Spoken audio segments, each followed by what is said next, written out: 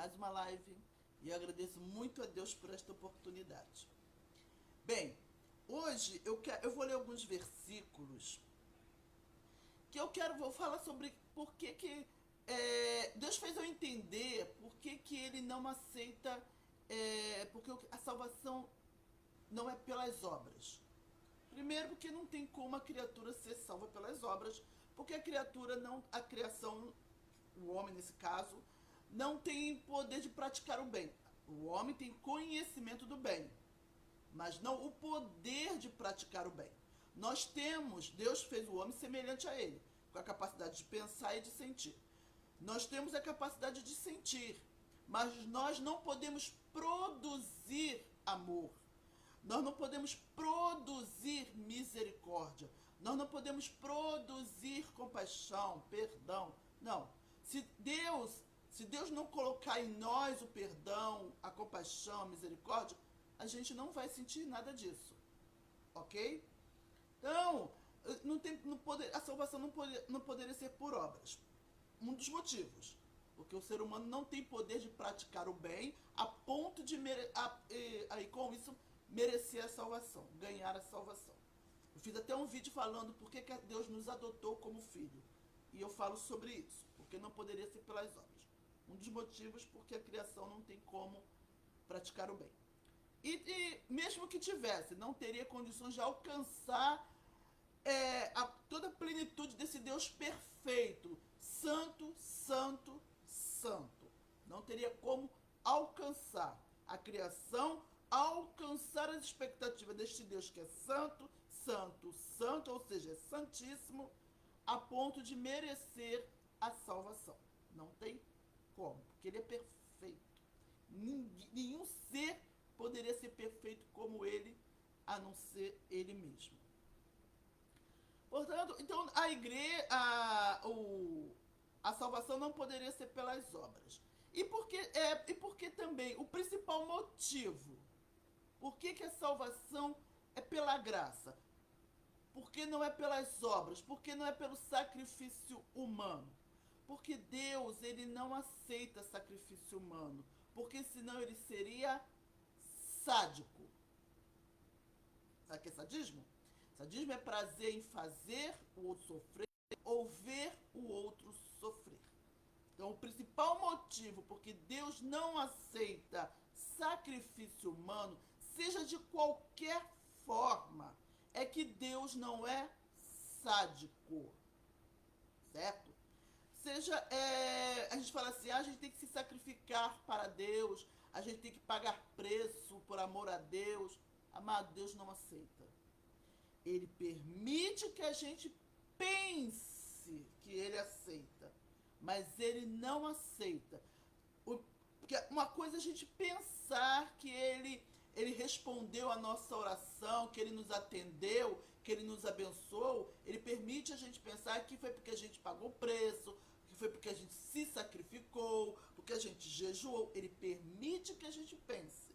Mas ele mesmo nunca fez isso, nunca nos abençoou, nunca respondeu nossa oração, ou então vai nos salvar porque a gente faz algum sacrifício, ou porque jejua, ou porque paga preço, ou porque se esforça. Não. Nunca. Ele faz deliberadamente. Ele faz por amor a nós. Porque nós não temos como obrigar Deus a nada. Então ele faz por amor. Ele só permite que a gente pense que é porque fazemos algum sacrifício. Mas ele não aceita sacrifício humano. Por isso que esse é o principal motivo porque não é pelas obras. Deus não é sádico. Porque Deus conhece a sua criação. Ele sabe que a criação não tem vida e poder em si mesmo. Não tem como praticar o bem. Não tem como fazer o bem. Então, se Deus deixasse a salvação ou as bênçãos, como lá na antiga aliança, se o meu povo, que se chama pelo meu nome, se humilhar e orar e se converter dos seus maus caminhos, eu curarei a terra, eu abençoarei. Ou seja, seria um sacrifício para a sua criação, porque a criação não tem como se arrepender. A gente não tem como se arrepender se o Espírito Santo não tocar no nosso coração, se o Espírito Santo não falar ao nosso coração, se o Espírito Santo não convencer a gente, ou seja, fazer a gente mudar de pensamento, fazer a gente mudar de atitude, a criação não tem como se arrepender. Certo? Aí Deus seria o quê? Um torturador. Deus seria um sádico. Porque ele ia exigir do homem a bênção e a salvação, ia ser exigir do homem algo que o homem não poderia dar, que a sua criação não poderia fazer. Então isso seria o quê? Uma tortura, seria um sadismo, porque ele conhece a sua criação, ele sabe que a criação não tem poder de praticar o bem, a criação não tem poder de se arrepender, não tem como, ele precisa do Espírito Santo. Toda a criação precisa do Espírito vivificante, que é o Espírito Santo. Então, se Deus, na nova aliança, continuasse agindo como a antiga aliança, ele seria sádico, ele seria um torturador. Olha, eu só vou abençoar vocês se vocês se humilharem, se vocês se converterem dos seus maus caminhos, se vocês praticarem as boas obras, se vocês praticarem o bem, se vocês se humilharem, aí eu vou abençoar vocês, aí eu vou salvar vocês, aí eu vou curar a terra. Ele seria um sádico, ele seria um torturador, ele seria perverso, ele seria mau, porque ele estaria exigindo do homem algo que o homem não tem como dar, porque é criação, e nenhuma criação tem poder e vida em si mesmo. A gente tem conhecimento do bem, a gente não tem poder de praticar o bem. Então Deus seria perverso, Deus seria mau, Deus seria sádico, Deus seria torturador. Então, não precisaria do diabo. Por que Deus criou o diabo? Para que ele fosse a personificação do mal. Porque tudo na vida tem um antônimo, certo? Para saber o que é o bem, tem que ter o mal. Tudo na vida tem um antônimo. Para saber o que é o quente, tem que ter o frio. Então Deus, ele é o bem. Então ele criou o diabo para poder personificar o mal, para ser tudo aquilo que ele não é. Para o diabo mostrar, através do Satanás, do diabo, mostrar aquilo que ele não é. Por isso que é anticristo, é o contrário de Deus. O anticristo, o diabo, Satanás, a besta, todo esse lado do mal é o contrário do que Deus é. Então se Deus agisse da mesma,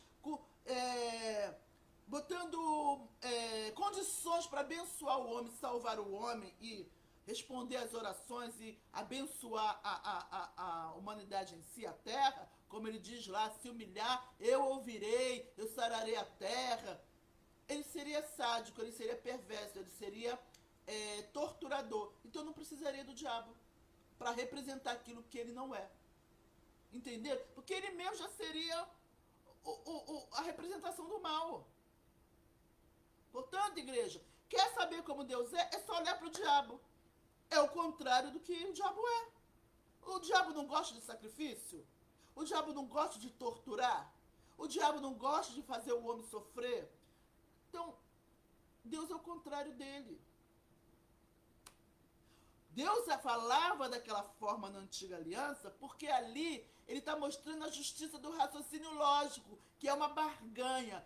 Se você fizer me obedecer, ó, tudo bem. Mas se você não me obedecer, ó, é uma barganha, era uma troca, tinha consequências. Só que na nova aliança Deus está dizendo, eu não sou mais daquele jeito, eu não ajo daquele jeito, eu não sou daquele jeito. Eu sou manso e humilde de coração, eu sou justo, eu olho para vocês e eu vejo a criação. Porque se eu não tivesse feito vocês com características de criação, vocês não existiriam. Então quando eu olho para vocês, eu vejo a criação, eu não vejo o pecador. Eu vejo vocês com a criação com condição de criação. Então eu sou justo, eu não vou cobrar de vocês algo que vocês não podem dar.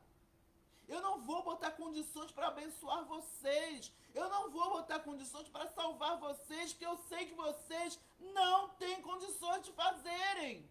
Senão eu seria seria mau, eu seria torturador, eu seria sádico, eu seria injusto, eu seria hipócrita. É isso que Deus está querendo dizer na nova aliança, igreja. É isso. A natureza real de Deus não é o fogo consumidor, não é a antiga aliança. É a nova aliança. Jesus disse, aprendei de mim, que sou manso e humilde de coração. E ele falou, Felipe, quem vê a mim, vê o Pai. Como dizes, mostra-nos o Pai. Jesus estávamos dizendo nos evangelhos que o Pai é manso e humilde. Não é um fogo consumidor, porque ele é justo. Ele é bom. Ele é manso e humilde de coração. Ok? Então agora eu vou ler algumas passagens, alguns versículos na Bíblia, que vai mostrar que Deus, ele não aceita sacrifício humano, porque ele não é sádico. Que ele mesmo se responsabilizou de pagar o preço, porque a dívida era dele. Depois eu vou falar sobre isso de uma maneira mais detalhada. Eu já falei em áudio, mas vou fazer em vídeo. A dívida era dele, era para realizar um sonho dele, passar a eternidade com a sua criação, que o seu caráter exigiu que ele adquirisse esse direito. Então Deus, ele assumiu a responsabilidade. Ele não jogou para cima de ninguém. Se Jesus não fosse o próprio Deus, tá? Se Jesus fosse uma outra pessoa, que não o próprio Deus, Deus jamais, preste atenção, igreja, ou você que está assistindo essa live, Deus jamais daria Jesus para ser sacrificado. Jamais. Se Jesus morreu naquela cruz, porque ele é o próprio Deus. Porque o próprio Deus assumiu a responsabilidade de pagar a dívida que era dele. Ele não jogou para cima de ninguém, porque ele não é sádico. Porque ele sabe que nenhuma criação tem poder de assumir a responsabilidade, de tamanha importância, de tamanha profundidade daquilo que ele deveria fazer. Então eu vou mostrar agora na palavra de Deus que o próprio Deus assumiu essa responsabilidade. Não jogou para cima de ninguém, porque ele não é sádico, ele não é perverso, ele não é torturador. Eu vou ler um versículo que está... Eu fechei a Bíblia, sabe? Vou tentar achar aqui, porque eu fechei, mas é uma passagem conhecida. Quando o anjo foi lá em Sodoma e Gomorra para destruir Sodoma e Gomorra. Aí Ló foi... Preste atenção. Deixa eu ver se eu acho aqui, tá? Eu fechei sem querer para falar com vocês, eu fechei. Mas é uma passagem fácil de achar. Aí Ló, o povo de Sodoma e Gomorra, foi até a casa de Ló, porque Ló acudiu os dois anjos que foram à cidade para destruir Sodoma e Gomorra. Achei. Aí o povo da cidade falou para Ló, traz esses homens para cá para que a gente abuse deles.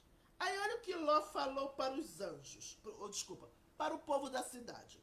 Eu vou ler em Gênesis 19, versículo... Vou ler do 5 até o 7. Não, até o 8. E chamaram por Ló e lhe disseram, onde estão os homens que à noitinha entraram em tua casa? Trazem-os fora a nós para que abusemos deles. Aí no 6, Ló disse assim, a palavra diz assim, saiu-lhes então Ló à porta, fechou após si. E lhes disse, rogo-vos, meus irmãos, que não façais mal. Tenho 2 filhas virgens, eu vou-las trarei, tratai-as como vos parecer, porém não façais a estes homens, nada façais a estes homens, porquanto se acham sob a proteção do meu teto. Então aqui, Ló foi, deu as 2 filhas, ofereceu as 2 filhas virgens para aquele povo da cidade abusarem delas. Nossa, altruísta, né? Nossa, a favor dos anjos, né? Dos 2 homens. Nossa, um ato, né? altruísta, né? Bonito, não é? A gente olha assim e fala, nossa, Ló deu as 2 filhas para defender aqueles homens. Que atitude bonita, né? Que altruísmo. Não. Ló não representa Deus como pai. Tá bom? Pode ser muito bonito, pode parecer muito altruísta, mas Ló não tipifica Deus como pai. Agora nós vamos ler Gênesis 42, versículo 37. É a passagem quando José foi vendido para o Egito, aí ele virou governador, aí os irmãos foram lá comprar alimentos, aí José fez lá algumas coisas para testar seus irmãos, aí e pediu o irmão que levasse o irmão mais novo. Só que antes disso, Rubens, um dos irmãos de José, falou assim para José. Está no versículo 37 de Gênesis 42. Mas Rubem disse a seu pai. Desculpa, ele disse ao pai dele, não a José. Mata os meus 2 filhos. Se tu não tornar a trazer, entregamo-no e tu restituirei. Ele, porém, disse, meu filho não descerá convosco, seu irmão é morto. E ele ficou só. Se lhe sucede algum desastre no caminho por onde fores, fareis descer minhas cães com tristeza e sepultura. Porque José tinha pedido para levar Benjamim, que é o irmão mais novo dele, que é filho de Raquel, que José e Benjamim eram os 2 únicos filhos de Raquel, que era a mulher que Jacó amava, por quem trabalhou 14 anos. Então José, testando os irmãos, falou, vai, traga Benjamim para mim. Aí, só que Jacó tinha uma afeição muito grande por Benjamim, porque era o único filho que tinha sobrado de Raquel, a mulher que ele amava, que para Jacó, José tinha morrido, né? Aí Rubem foi para persuadir o pai, entregou as 2 filhas. Ó, pai, pode matar as minhas 2 filhas se eu não trouxer o garoto de volta para tua presença. Altruísta, né? Nossa, muito lindo, não é verdade? Deu as 2 filhas.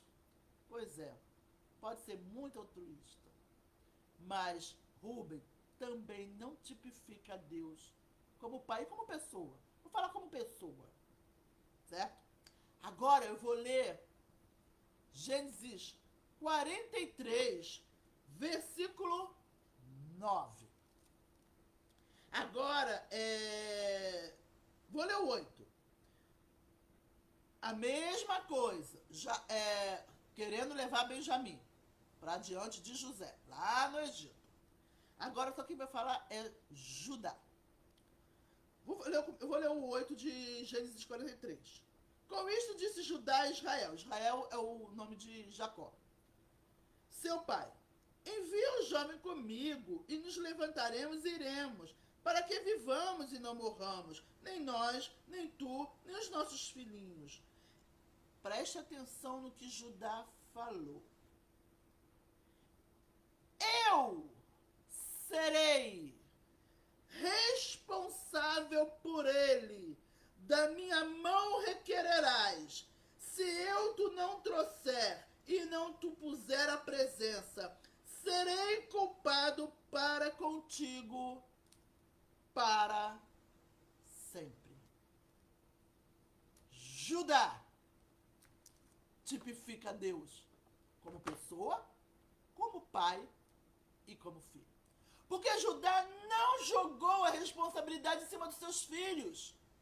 Ele assumiu a responsabilidade. Eu sou responsável, eu assumo a responsabilidade.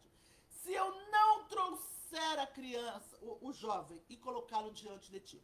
Então ele tipifica Deus como pessoa porque o próprio Deus assumiu a responsabilidade de pagar o preço pelo homem. Não jogou em cima de ninguém. E como pai, porque ele assumiu a responsabilidade. E como filho, porque Jesus é o responsável de levar o homem diante a presença de Deus. Então aqui no versículo, ele fala, segunda parte. E não te puser a presença, serei culpada para contigo para sempre. Então ele tá aqui está representando, Judá está representando Jesus. Que Jesus é responsável de colocar o homem na presença de Deus. É porque eu não li o versículo, esqueci desses versículos, mas se Deus permitir, eu lerei outro dia. Que Jesus é responsável de levar... Porque a palavra de Deus diz assim, Jesus disse assim, ó, ninguém vem a mim se o Pai não o trouxer. A gente só vai a Jesus quando Deus leva. Ninguém vai a Jesus de livre e espontânea vontade. Toda pessoa que aceita Jesus foi porque o Pai levou. E Jesus diz assim, ó, e aquele que vem a mim, de maneira nenhuma lançarei fora. Ô glória! Jesus se responsabilizou por mim. Se responsabilizou por você, meu irmão e minha irmã. Se responsabilizou pela igreja. De colocar o homem, de ressuscitar cada um de nós no último dia, porque a palavra de Deus fala isso que eu não li, eu esqueci desse versículo, mas acho que está em João, e nos ressuscitar no último dia e de nos entregar para o Pai. Pai, de todos aqueles que tu me destes, estão aqui. Judá está aqui representando em Judá. Então Judá representa Deus como pessoa, porque ele mesmo assumiu a responsabilidade. Deus como pai, porque foi o pai que assumiu, veio como filho, e como filho, porque ele assume a responsabilidade de nos levar diante do Pai. Então aqui ele está representando Deus como pessoa, Deus como pai e Deus como filho. Ok? E Jesus disse, agora eu vou ler em João, preste atenção. Eu vou ler em João 15, versículo 13, que é um versículo conhecido. Diz assim, João 15, 13. Ninguém tem amor, preste atenção, ninguém tem maior amor do que este, de dar a própria vida a favor dos seus amigos. Aqui ele não diz que ninguém tem amor maior do que este, da vida do seu filho, ou do seu irmão, ou do seu parente. Não, da sua própria vida. Foi isso que Deus fez. Ele deu a própria vida dele. Ele não jogou a responsabilidade em cima de ninguém. Jesus morreu na cruz porque ele era o próprio Deus. Então, igreja, você que estiver assistindo essa live, Deus não aceita sacrifício humano. Se Deus nos abençoa, não é porque a gente faz sacrifício. Não é porque a gente faz jejum. Porque isso é sacrifício. Desculpa, amada, eu não tenho compromisso com igreja nenhuma. Eu frequento a Igreja Batista Atitude, mas as minhas mensagens não pertencem à Igreja Batista Atitude, são de responsabilidade minha. Estou aqui para falar da profundidade do amor de Deus. Então Deus é para tirar todo o mérito do homem, é para trazer à tona o caráter de Deus, é para trazer à tona a beleza do coração de Deus, é Jesus. Nada além de Jesus. Então, desculpa, mas jejum é autoflagelamento. Ah, mas está na Bíblia. O fato de estar na Bíblia não significa que Deus age da mesma forma, porque Deus mandava matar as crianças e hoje em dia já não é mais isso.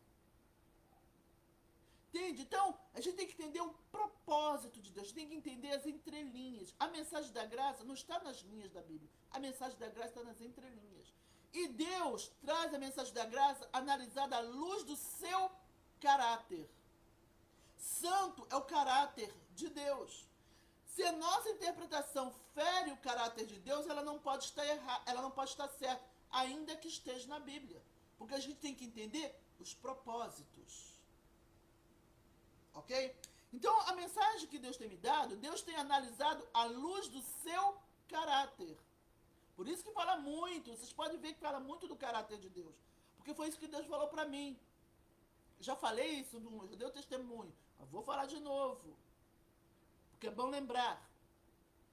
Porque uma vez eu questionei a Deus, falei, Senhor, as pessoas não vão me levar a sério, porque eu não tenho teologia, eu não sei grego, eu não sei hebraico, ninguém vai me levar a sério. Então, entre uma pessoa, teólogo, alguém que tem teologia, entenda de grego e hebraico, vão acreditar nela do que em mim.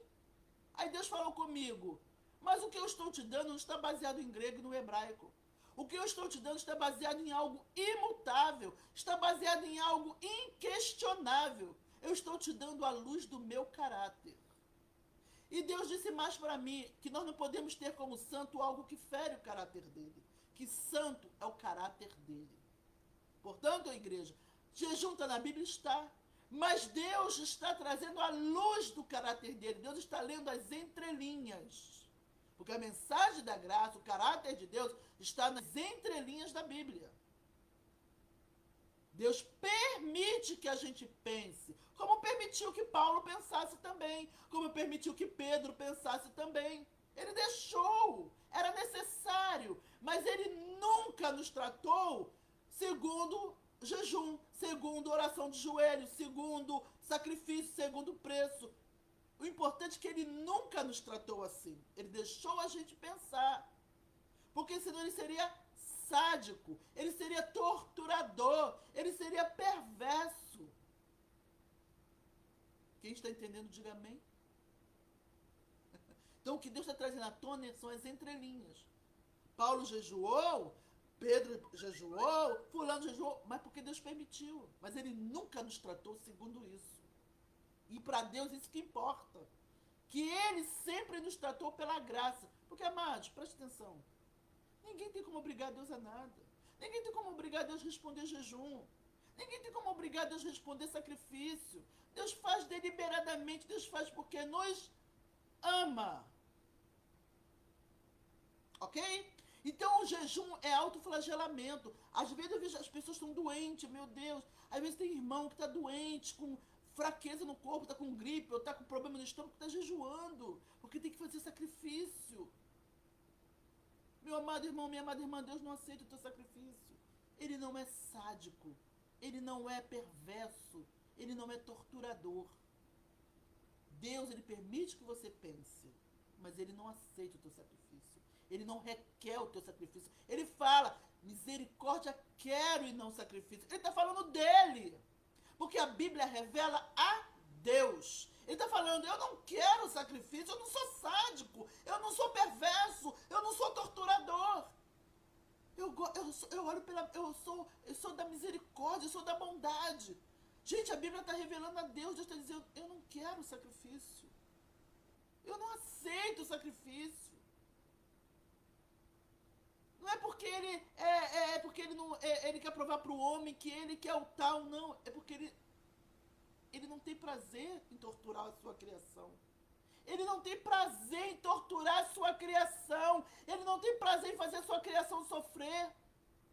A gente sofre porque, infelizmente, tem os antônimos, mas não é o desejo de Deus.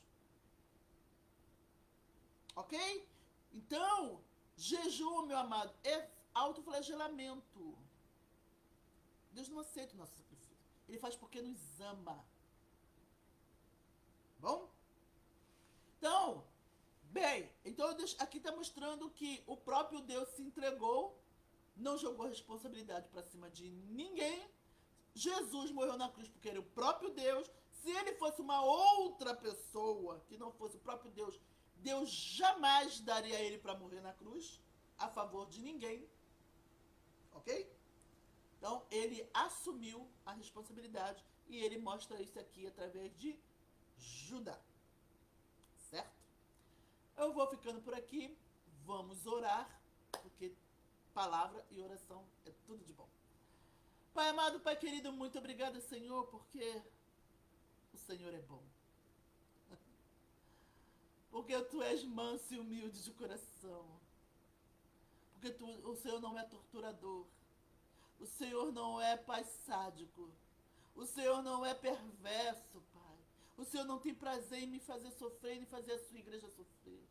Infelizmente, o sofrimento existe por causa dos antônimos. Mas o Senhor é manso e humilde de coração. Muito obrigada, Pai. Muito obrigada. Então agora eu estou aqui para te pedir, porque eu sei que o Senhor tem um coração abençoador, agraciador. Eu vou pedir, Pai, por cada pedido de oração do Face, do Zap. Pai, aquelas pessoas que me pedem. Ó Deus, Pai amado, o Senhor é bom. Pai, eu sei que o Senhor às vezes não pode evitar o mal, porque infelizmente é necessário, mas o Senhor pode abreviar os dias de sofrimento. E o Senhor pode transformar todo mal em bênção. Ó Pai, então eu te peço, abrevia os dias de sofrimento, ó Pai, de cada vida. Pai, daquela pessoa que está se sentindo sozinha e perdida, sem forças. Pai, daquela pessoa que está no hospital, com Covid ou com qualquer outra doença, abrevia os seus dias de sofrimento. Pai, transforma todo mal em bênção daquela pessoa que foi traída, daquela pessoa que perdeu o emprego, daquela pessoa, Senhor, que perdeu um parente de forma violenta. Transforma todo mal em bênção. Pai, o Senhor tem poder para isso. O Senhor olha o melhor, o Senhor nunca olha o pior, porque o Senhor se conhece. O Senhor sabe do que tu és capaz. Pai, então, ó Deus, transforma todo mal em bênção. Traz à tona o poder da graça. Tudo aquilo que está escondido nas entrelinhas da Bíblia. Tudo aquilo que o Senhor fez nos bastidores. Traz, Senhor, o melhor vinho à tona. Faz a tua igreja beber e mergulhar no melhor vinho, que é a profundidade do teu amor, que é a graça genuína, tudo aquilo que implica a graça genuína. Oh, Pai, é maravilhoso. Pai, em nome de Jesus, que o teu Espírito Santo testifique no coração de cada filho teu a graça genuína, o verdadeiro relacionamento que o Senhor tem com cada um de nós. Oh, Pai, em nome de Jesus, muito obrigada por tudo que o Senhor tem feito na minha vida, por ter me mergulhado na tua graça, por ter me feito conhecer a graça genuína. Não tem preço, Pai. E o Senhor tem prometido isso para a tua igreja. Pai, eu quero ver. Pai, aquilo que o Senhor tem prometido para mim, eu tenho visto se cumprir na minha vida. Mas o Senhor me prometeu que faria também na tua igreja. Pai, em nome de Jesus, que haja testemunho.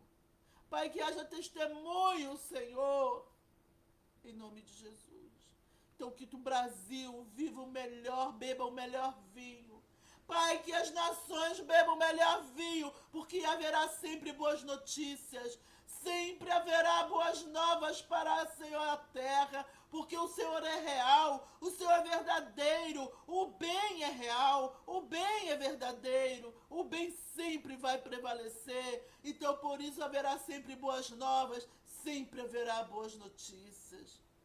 O mal existe, sim, mas o bem é real, o bem é verdadeiro. Porque, Senhor, Tu és real e verdadeiro. Oh, Deus, muito obrigada. Muito obrigada, Pai, porque o Senhor deixou o melhor vinho para o final. Muito obrigada pelo que o Senhor vai fazer através da Tua igreja. Muito obrigada pelas boas novas, pelas boas notícias. Obrigada pelo Teu coração lindo e maravilhoso. Obrigada por quem Tu és. Então ouve e responde a oração de cada pedido, Pai, da minha nação. Pai, eu sei que a gente não precisa mais se humilhar. Eu sei que a gente não precisa mais fazer aquilo que nós não temos condições de fazer. Porque o nosso coração é enganoso, a gente nunca vai poder saber se a gente realmente se humilhou. A gente não tem condições de se humilhar, e mesmo que fosse, a gente não tem como saber. Porque o nosso coração é enganoso, os sentimentos se camuflam. Por isso que nenhum ser humano pode afirmar que se humilhou diante de ti. Os nossos sentimentos são camuflados, a gente não tem discernimento. Oh, Pai, muito obrigada, porque a gente não precisa mais de nada disso para o Senhor ouvir a nossa oração. A Tua palavra diz que antes da gente pedir, o Senhor já ia responder. Pai, o Senhor dá coisas que a gente nem pede. Pai, o Senhor me deu coisas que eu nem pedi. Então como é que o Senhor vai curar a minha nação se eu me humilhar? Se o Senhor me dá coisas que eu nem pedi, se a Tua palavra diz que aquilo que os olhos não viram, que os ouvidos não ouviram, que não subiu ao entendimento à mente, é o que o Senhor tem preparado para nós. Ou seja, se a gente não ouviu, se a gente não viu, se a gente nem subiu ao entendimento, é o que a gente não pediu. Pai, é isso que está na nova aliança. O Senhor colocou a sua igreja, a humanidade está debaixo de uma aliança abençoadora. Pai, que a gente esqueça a antiga aliança, porque a antiga aliança é uma aliança com maldição. Não estamos mais debaixo dela, Pai. Que a tua igreja venha viver esta verdade. Que a antiga aliança é uma aliança com maldição, mas a nova aliança é uma aliança abençoadora.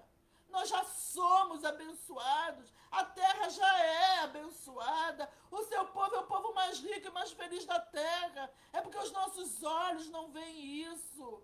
É porque a gente é guiado pela justiça do raciocínio lógico. E a justiça do raciocínio lógico sempre vê o pior de tudo. Mas nós já somos abençoados, porque a nova aliança é uma aliança abençoadora. E o Senhor diz que jurou por essas duas coisas, que as descendências de Abraão seriam numerosos e abençoados. E o Senhor jurou por si mesmo. Então nós já somos abençoados. O Brasil já é abençoado. Pai, nós somos abençoados, ó Deus. O Senhor não vai nos abençoar. Nós já somos abençoados. Que a tua igreja, Senhor, veja esta verdade. Ó Deus maravilhoso! Ó Deus, tu és lindo! Eu já sou abençoada. O Brasil já é abençoado. A terra já é abençoada. Porque a sua promessa, o Senhor jurou por si mesmo que seríamos abençoados e numerosos, Pai. Louvado seja o teu nome. É tudo questão de visão. É questão de visão. Porque aquele que prometeu é fiel. Então o problema não está na promessa. O problema está na nossa visão. Oh Deus! Oh Deus!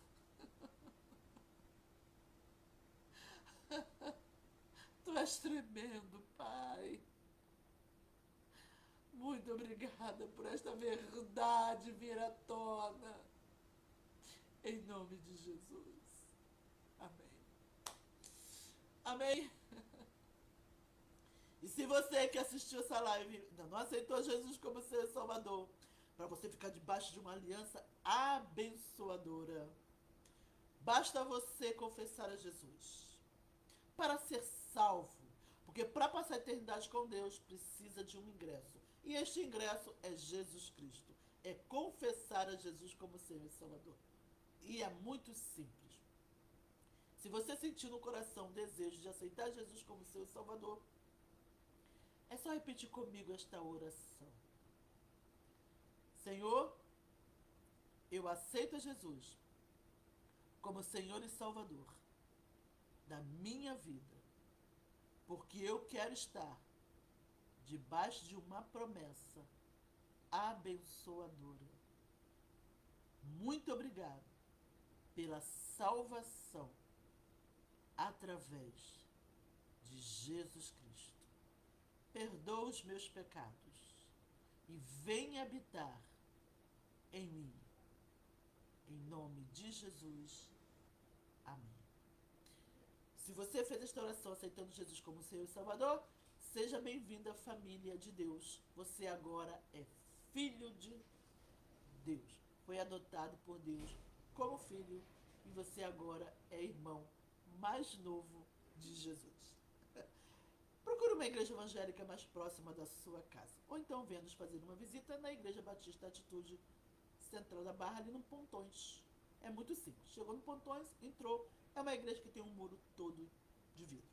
Mas eu quero deixar bem claro, como eu já falei no começo, essa mensagem não pertence à Igreja Batista Atitude. É de responsabilidade minha. Ok? Mas se quiser, pode ficar perto da tua casa, porque você é livre, porque Deus te fez livre, como Ele é livre. Vou ficando por aqui. Eu espero que esta mensagem, o Espírito Santo testifique no seu coração que você, amado, é abençoado, independente de qualquer coisa. Você já está debaixo de uma aliança abençoadora. Você já é abençoado ou abençoada. Bom? Tchau. Obrigada pela atenção. Até a próxima se Deus assim permitir. E eu espero que Ele permita, porque eu amo pregar a mensagem da graça. Tchau!